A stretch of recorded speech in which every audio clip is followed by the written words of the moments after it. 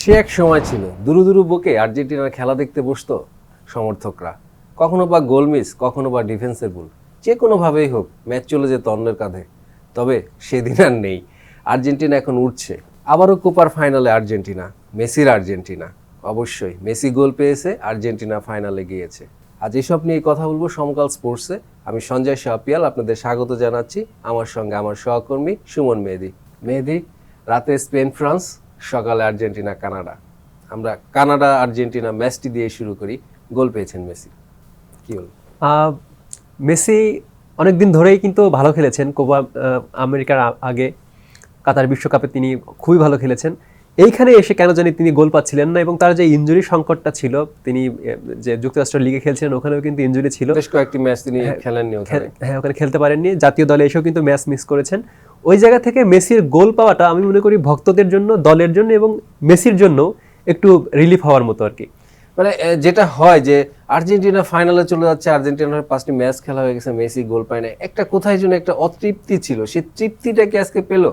হ্যাঁ, অবশ্যই বলতে পারেন। মেসি এ পর্যন্ত কোপা আমেরিকা খেলেছে 7টি, এর মধ্যে এইটা সহ 6টাতেই কিন্তু তিনি গোল পেয়েছেন। মাঝখানে শুধু একটা মাত্র আসরে তিনি গোল পাননি। ওই জায়গা থেকে আসলে টুর্নামেন্টগুলোতে আমরা মেসির গোল দেখতে দেখতে অভ্যস্ত হয়ে গেছি। আসলে সিঙ্গারা যেমন আলু ছাড়া হয় না, তেমন মনে হয় মেসির গোল ছাড়া আর্জেন্টিনা ভাবা যায় না।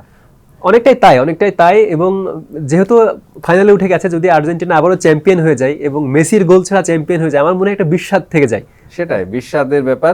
আমরা যেটা দেখলাম যে মেসির গোলটি যদি আমরা বর্ণনা করি, যে গোলটি ফার্নান্দেজের, হ্যাঁ, বাট মেসির টাচ ছিল, মানে এটি কি ম্যাজিক টাচ বলবেন নাকি আসলে ভাগ্য একটু ছিল, নাহলে গোলটি ফার্নান্দেজেরই হতে পারতো ফার্নান্দেজের, কিন্তু যেহেতু বলটা এরিয়াল ছিল, মানে উপর দিয়ে ছিল, ওইখান থেকে কিন্তু গোলকিপারেরও সুযোগ ছিল বলটা সেভ করে দেওয়ার। মেসির আলতো টাচের কারণে ওইটা সামান্য দিক বদল করে কিন্তু ঢুকে গেছে গোলে। এই জায়গা থেকে মনে হয় যে মেসির ম্যাজিক টাচই আসলে, কারণ ওই সময় ওই জায়গা থেকে এরকম ভলিতে আসলে টাচ করাটাও কঠিন, এবং একটা এখানে অফসাইডের চান্স কিন্তু ছিল। পরে ভিআর চেক করে দেখা হয়েছে যে অফসাইড হয়নি। সেই ক্ষেত্রে আসলে অবশ্য রিলিভ করার মতোই গোল এবং ম্যাজিক টাচের মতোই গোল আসে। ম্যাজিক টাচ মেসির দেখেছে আর্জেন্টিনার সাপোর্টাররা। কিন্তু আরেকটি জিনিস হয়তো দর্শকদের আপনি যদি একটু বলতেন, যে মেসি কিন্তু এই গোলটি করে একটি রেকর্ডের অংশ হয়ে গিয়েছে, 109টি গোল তার। মেহেদি, একটু রেকর্ডটি সম্পর্কে যদি কিছু বলতেন। আপনি ঠিকই বলেছেন। আসলে মেসি এখন আন্তর্জাতিক ফুটবলের দ্বিতীয় সর্বোচ্চ গোলদাতা। 109টি গোল তিনি করেছেন ইরানের আলী দায়েরের সঙ্গে যৌথভাবে, এবং ক্রিস্টিয়ানো রোনালদোর কিন্তু সর্বোচ্চ গোল আছে আন্তর্জাতিক ফুটবলে, 130টা। হ্যাঁ, এবং মেসির আরো একটা হয়েছে যে কোপা আমেরিকায় তিনি কিন্তু 14টি গোল করেছেন। 6টি আসরে গোল করে মোট 14টি গোল করেছেন কোপা আমেরিকা, এবং এটাও একটা আসলে রেকর্ড। তো আমরা একটা রেকর্ডময় ম্যাচ দেখলাম, যদিও মানে কানাডার সঙ্গে এই ম্যাচটি, অনেকেই বলছে যে কানাডার যে র্যাঙ্ক কিংবা আরো কিছু গোল হতে পারতো ব্যবধানটা ম্যাচের, নাকি ঠিক আছে? আমার মনে হয় এরকম নকআউট পর্বের ম্যাচে 2-0 গোলকে আপনি ছোট বলতে পারবেন না। এবং এটা হয় কি, যে যখন দল ছোট হোক বড় হোক, যেহেতু নকআউট পর্বের ম্যাচ, যখন একটা বা দুইটা গোল কানাডা খেয়ে গেছে, তখন কিন্তু তারা গোলটা শোধ করার চেষ্টা করেছে। এবং আমার সবথেকে ভালো লেগেছে কানাডার এই অ্যাপ্রোচটা, যে আরো দুইটা কাউন্টার অ্যাটাকে আরো দুইটা গোল খেয়ে যাওয়ার ভয় কিন্তু তারা করেনি, বরং দুটো গোল শোধ করা যায় কিনা সেই চেষ্টা করেছে, এবং ভালো দুটো শট নিয়েছেন। এবং একদম শেষ মিনিটের আগেও কিন্তু একটা ভালো শট, এমিলিয়ানো দারুণ ভাবে পা দিয়ে সেই খুবই ভালো করে সেভ করেছেন। হ্যাঁ, তার বিখ্যাত পা দিয়ে সেভ করেছেন। আরেকটু কথা যদি আমরা বলি, আলভারেজ তিনি এদিনও গোল করলেন আর কি। আগের ম্যাচটিতেও কিন্তু তিনি গোল পেয়েছিলেন কানাডার সঙ্গে।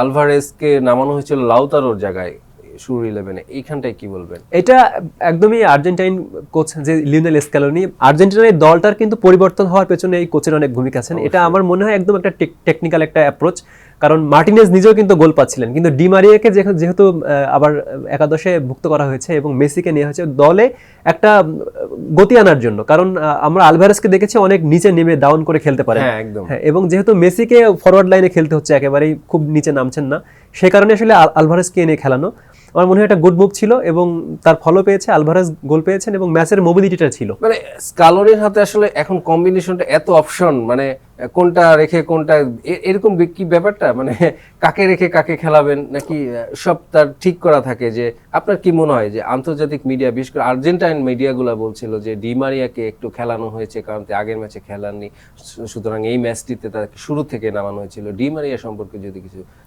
ডিমারিয়া সম্ভবত এটা তার কোপা আমেরিকা শেষ হতে যাচ্ছে, এবং মেসিও কিন্তু আজকে ম্যাচের পরে বলেছেন যে এটা তার কোপা আমেরিকা শেষ, এরকম একটা মানে ইঙ্গিত তিনি করেছেন। হ্যাঁ, এবং তারা দুজনেই কিন্তু যতটা সম্ভব এনজয় করার চেষ্টা করছেন, এবং এরকম বড় ম্যাচগুলোতে অভিজ্ঞ যারা থাকেন তাদের কিন্তু ভূমিকাটা অনেক বেশি থাকে, এবং মিডফিল্ডে যখন আপনার বা পায়ের মিডফিল্ডার থাকে তারা কিন্তু ম্যাচে ভূমিকা রাখতে পারেন। এবং আমরা দেখেছি স্কালোনি ডিমারিকে নানানভাবে ব্যবহার করেছেন, কখনো কিন্তু ফলস নাইনে ব্যবহার করেছেন, উইংয়ে ব্যবহার করেছেন, আবার মিডফিল্ডে ব্যবহার করেছেন। ওইরকম একটা মুভি আসলে ছিল, যেহেতু তারা কানাডার খেলার ধরনটাও একটু আলাদা, তারা পায়ে বল রেখে খেলতে পছন্দ করে, তো পায়ে বল রাখার একটা ব্যাপার যেহেতু ছিল, সেই কারণে এরকম স্টেবল এবং অভিজ্ঞ ডিমারিয়াকে আমার মনে হয় মাঠে রাখার চেষ্টা করছে, এবং ওইটা কিন্তু আর্জেন্টিনা সফল হয়েছে। মেহেদী, যেটা আমরা জানি যে কোপাতে তারা বর্তমান চ্যাম্পিয়ন এবং আবার তারা ফাইনালে উঠলো, তো ফাইনালে প্রতিপক্ষ কাল সকালে ঠিক হবে আসলে কলম্বিয়া এবং উরুগুয়ে। কে হলে পরে ম্যাচটি আর্জেন্টিনার জন্য, যেটা বলে আর কি সাপোর্টাররা, সহজ হবে কিংবা কঠিন হবে? আমার মনে হয় আর্জেন্টিনার মতো দল, যারা কিনা গত কোপা আমেরিকার আসরে ব্রাজিলকে হারিয়ে চ্যাম্পিয়ন হয়েছে, ইতালিকে হারিয়ে ফিনালিজমা জিতেছে, ফ্রান্সের মতো দলকে হারিয়ে কাতারে বিশ্বকাপ জিতেছে, তারা আসলে প্রতিপক্ষ নিয়ে ভাববে না। এখানে উরুগুয়ে কলম্বিয়া যে দলটাই হোক, তারা দুটাই আসলে সমান মাপের প্রতিপক্ষ, ভালো ফুটবলও খেলছে।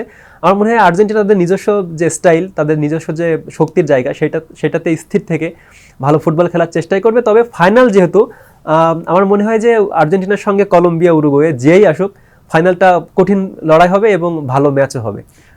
দর্শক, আরেকটি ব্যাপার কিন্তু আসলে আপনাদের সাথে শেয়ার না করার লোভটা সামলাতে পারছি না। লামিল ইয়ামাল, এতক্ষণে আপনারা নিশ্চয়ই বুঝে গেছেন আমরা আসলে কি মিন করতে চাচ্ছি। স্পেনের ওয়ান্ডার বয় বলা হচ্ছে তাকে, এবং তিনি যে গোলটি করেছেন ইউরোর সেমিফাইনালে, অসাধারণ একটি গোল 25 গজ দূর থেকে।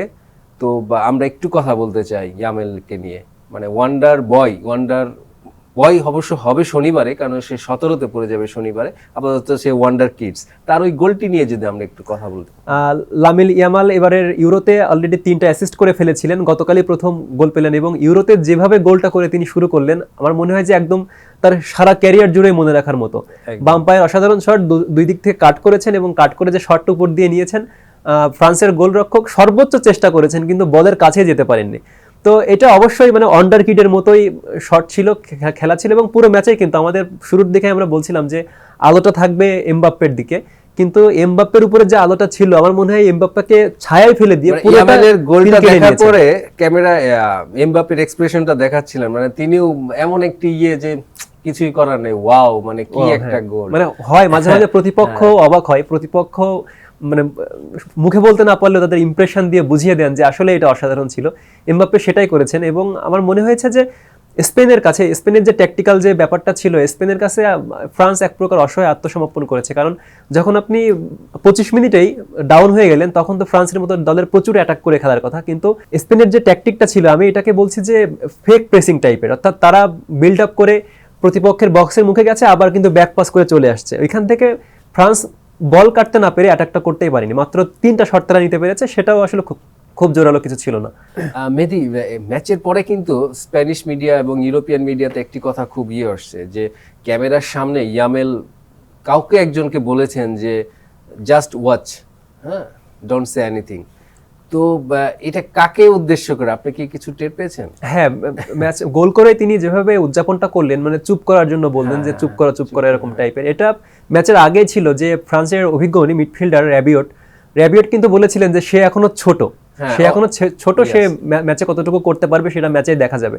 তো না, সে এমন একটি কথা বলছিল র্যাবিয়ট যে সে ক্লাবে ঠিক আছে, ক্লাবে ভালো করছে, কিন্তু ইউরোর মতন সেমিফাইনাল, একটা নকআউট স্টেজ, এখানে বোঝা যাবে তার দম কতটুকু। মানে বাংলা যদি আমরা এমন করি যে তো বাচ্চা ছেলে আর কি, ও কি করতে পারবে দেখা যাবে। তো সেই বাচ্চা ছেলেটাই কিন্তু পুরা অবাক করে দিল, দেখিয়ে দিয়ে আর কি তার উদযাপনটা দেখিয়ে দিল। তো দর্শক, যেটা বলছিলাম, ইউরোতে ওয়ান্ডার কিডস এবং কোপায় মেসির সুপার টাচ, দারুণ জমেছে ফুটবল। আমরা এখন অপেক্ষা করছি আসলে সুপার ফিনালের জন্য। মেহেদী, ধন্যবাদ আপনাকে। দর্শক, যেটি বলছিলাম যে ইউরোতে চলছে ওয়ান্ডার কিডস এবং কোপায় চলছে মেসির সুপার টাচ। তো আমরা এখন অপেক্ষায় দারুণ এক সুপার ফাইনালের। আমরা পেয়ে গেছি অলরেডি যে এদিকে থেকে আর্জেন্টিনা, ওই দিক থেকে স্পেন। অপেক্ষা এখন তাদের প্রতিপক্ষের। তো আজ এ পর্যন্তই। সমকাল স্পোর্টস থেকে বিদায় নিচ্ছি আমি, সঞ্জয় শাহপিয়াল। দেখা হবে ফাইনালের আগে কোনো এক পর্ব।